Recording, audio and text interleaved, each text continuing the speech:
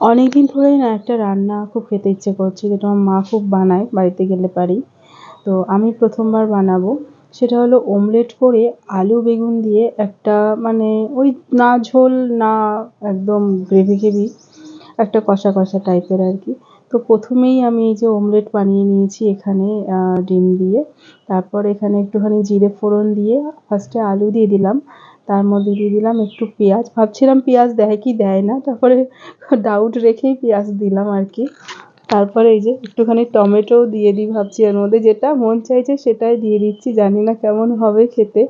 তো তখন মনে হচ্ছিল। তারপরে এই যে বেগুন দিয়ে দিলাম। তো আলটিমেটলি গিয়ে ভালোই লাগছিল, খারাপ লাগেনি একদমই। ডিমের ঝোল বুঝতেই পারছো, যেমন খুশি তেমন করলেও ভালোই লাগবে খেতে। তারপরে একটু ধনেপাতা দিয়ে দিলাম ওপর দিয়ে। না, আলটিমেটলি গিয়ে ভালোই টেস্ট হয়েছিল। এটা আমরাই খাই অ্যাকচুয়ালি, মানে আমরা বাঙাল আছি যারা। আমার হাজব্যান্ড যেহেতু ঘটি বাড়ির ছেলে, ওই জন্য ও এগুলো পছন্দ করে না। ওই জন্য আমি অল্প করে শুধু নিজের জন্যই করেছি। আর যে স্পেশাল এখনকার থাকবেই নিম বেগুন। তো নিম বেগুন আর এই যে ঝোল।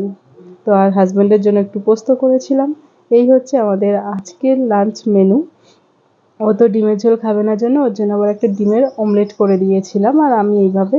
আমার তো খুব ভালো লাগছিল খেতে, মানে মনে হচ্ছিল মায়ের হাতের রান্না খাচ্ছি।